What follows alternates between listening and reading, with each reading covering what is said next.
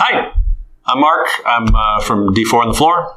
And I'm Hudson. I'm also from D4 on the Floor. So I wanted to do a little video because I just have something on my mind. So we just came back from Gen Con, and I demoed 6th edition Shadowrun, and I'm old school Shadowrun, man. Like, that was the game that I started with. Shadowrun initially came out in 1989.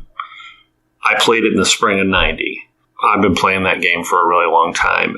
But what happened along the way was I played 1st edition, I played 2nd edition, I played 3rd edition. I was pretty heavily into all three of those. And then 4th edition came out, and I just didn't love what they did with the system. Now, I continued to play Shadowrun. In fact, I've just recently, we finished a campaign maybe last year, and it was a couple-year campaign, but I use 3rd edition rules typically. I'm not like that in most games. Usually I do the more recent, like we do D&D 5th edition, for instance. But for Shadowrun, I just never got past 3rd edition. And then this weekend, when I demoed 6th edition, I think I figured out why. And so what I want to talk about for just a minute is basically the way dice are used a little bit differently. Dice pools specifically are used differently in later editions of Shadowrun. And really the biggest reason that I want to sort of record it is because I demoed it, and I tried to talk to the young lady that was demoing it about dice pools and try to understand the difference between some of the earlier things, and I recognized that she didn't know anything about the Shadowrun that I know, which was not her fault, right? She probably wasn't even around, But then I went around to like other people, with it's Catalyst Games that does it nowadays, and I went around and I talked to people there. I found kind of older guys like me, and I tried to have a conversation there. And when I said dice pools, they didn't mean dice pools like I know them. And so that's, the idea that this company, because they didn't have, back in 1990, Catalyst wasn't the thing. It was Facet Games. And so I just thought it'd be interesting to just sort of throw that out there. Maybe you play Shadowrun, you've been playing it for years, and maybe you've never played the earlier editions. And I would like to basically show you the way dice looked back then. And frankly, I would like to tell you that I think that it adds a little something to the game. My experience with Shadowrun is not nearly as in-depth. 1st edition, that's impressive. No, I read a lot of the books, but I had owned a couple of the rule books, but I never really got into Shadowrun until 4th edition, and mainly because I was like, I'm going to run this. And at the time, Catalyst Games had just taken over, and one of the nice things they did was they were printing out free little mini adventures for people to run to help promote the game. And then I played 5th edition in this last I guess it was this weekend, but at Gen Con, and I found the dice mechanic was very similar to the 4th edition. So You can show me what it looks like. So we put some dice out here. Show me what it looks like for and I can do it too, but I figure since we come from very different backgrounds at Shadowrun. Right. He has played 3rd edition with me as one of the players, but show me what they mean by dice pool. So usually when they're talking about it, there's a couple of things you can do with dice pools. For 4th edition and 5th edition, you'd usually take whatever your base stat was, and then you would add in your skill, matching and tribute, and then they would change the dice pool based on the difficulty. Right. So if they considered it hard, they would remove dice. If they considered it easy, you would gain dice. And 6th edition has not changed that, according to the demo that I did anyway. Somebody can tell me if I'm wrong. It doesn't surprise me. This feels more like this is how Catalyst Games views it, which is fine. And then only 5s and 6s count, regardless of the difficulty of the checks. It's always 5 or 6s. And then if you want, you can add edge in, and then that would add whatever your edge rating is. So if it's 2, you would add 2. If it's 4, you would add 4. If you do it in advance, you get to take all the dice and roll it, and then your 6s explode. And then you would get to add any additional 5s or 6s, and the 6s continue to explode. Now, that's only if you expend your edge before the roll. Oh, okay. It's an edge roll. Yeah, it's an edge roll. Now, if you spend the edge after the roll, so you get to re-roll everything. Okay. Which you get to do as well if you pre-spend. So, hey, there's Pre-spending is usually better, but sometimes you want to save that edge for the time when you really need it and you only got a couple of successes. How much edge would you typically have in those editions that you're familiar with? When I played 5th edition, I had 2 as a dwarf and everybody else had 4 or 5 as a human. Okay. And then when I played in earlier editions, 4th edition, we typically had anywhere from 4 to 6 because it was important. You bumped it up.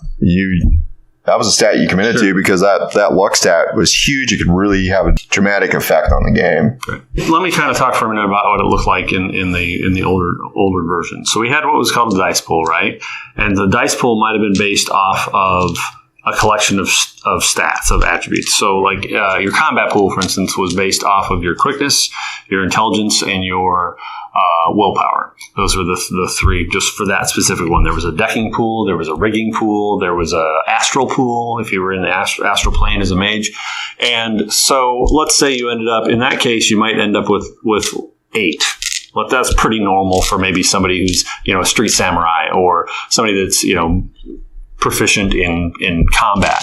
So I would have that pool, and instead of, so you described with the pools now, this is where I was getting into confusion with the guy at the Catalyst booth, because I was talking about pools and he meant what you described, where you take the skill and then you take the attribute that's attached to the skill and you just roll the dice together. The way it worked back in the day was that I would roll my skill, and then when I rolled an initiative, this refreshed this big pool of dice. And then I got to decide at that point whether or not I wanted to include any pool. But this would be gone by the time I got to the end of the combat round. So basically, you roll initiative and you get this, you spend it throughout the round. And so this is the thing that I really do miss about those later editions is all of this choice, because I can use this dice. I can use it for my defense. I can throw in 4 extra dice, let's say, and roll my body and roll 4 dice there and just see how I go with that. I also could take save it or use it for attack, right? And you could only use up to your skill. So let's say I had a firearm skill or pistols in later editions of 6. So I'd have 6 dice. I could use out of this pool of 8. I've got extra dice here. I could use out of that. I could use, up to that and roll that. But the deal is, throughout the combat turn, you're diminishing all of this stuff, right? So you have to decide: do I want to just throw everything into the attack? I'm just going to throw it all in and try to knock this guy down. If I do that, that's fine. But then I don't have as much for defense. It's the posturing that I feel is missing from the later editions. And that's the thing that I really think they're lacking. And so if, in order to, I really like the concept of just being able to decide how offensive or defensive I need to be. It works the same way with spells, where I can throw all this magic pool into my spell casting, but then I'm going to take drain, and then I need to just I won't have as much to do that, and that kind of thing. I mean, it's like an art form playing this old game, because you would have to.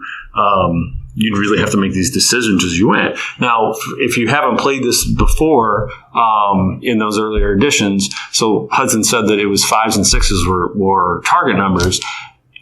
That wasn't always the case. You might have a target number of 2, and so that meant that, okay, roll 2s, because what you were doing was really easy, and it was really up to the GM to decide whether or not whatever the number was. And so you might have had a target number of 8, which meant that you needed to roll 6s and then re-roll those 6s to see what you could get.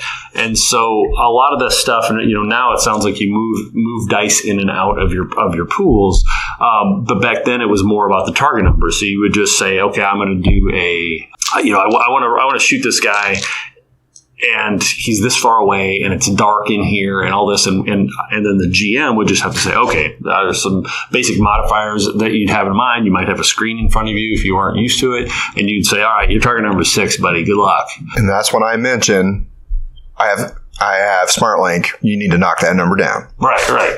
But in a lot of ways that works similarly. Well, whatever, it's the same thing. Like I'm moving dice in or out. But it also made things really simple, I think, for the players. So because you don't need to, even though there's a lot of like math going on in the GM's head in older versions of Shadowrun. I'm sure it's similar in these later editions. All the player needs to know is what the target number is. I would just tell them like your target number is 4, and they'd be like, all right, roll for 4s, and it was relatively simple in a complex system, because it is kind of a complex system compared to a lot of them. It was relatively simple for the player, but what happens is you end up with a lot of really cool moments, right? You end up with a lot of really cool moments where people are knocking themselves out with drain, or just overextending themselves, and it kind of creates this sort of drama that maybe you don't always get with something a little simpler. I love our campaign of Dungeons and Dragons 5th edition, but it's pretty simple, and so sometimes it does sound like, okay, you take this much damage, okay, you take this much damage, and it's up to us to try to make it sound a little more interesting than that. But sometimes the dice in a game like that really creates some of that for you. It really helps things. And the other thing we didn't really talk about, and we're just going to have to go over briefly, is the open test was quite a bit different too, because if you needed a high target number and you're like you're trying to sneak or something, you would roll and it would be an open test. So that would be a 5, and it wouldn't explode. If you got a 6, then you would roll. Sure. Roll again, and then you were trying to get a higher number. Like that doesn't even exist in 4th. They do. I know they do opposed tests, but it's more about how many successes you get. Yeah, right, because they're going off of 5 successes. Yep, you're exactly right. Anyway, I'm not trying to bring anybody down. Please, if you play 6th edition, please go play 6th edition. Let's keep Shadowrun strong.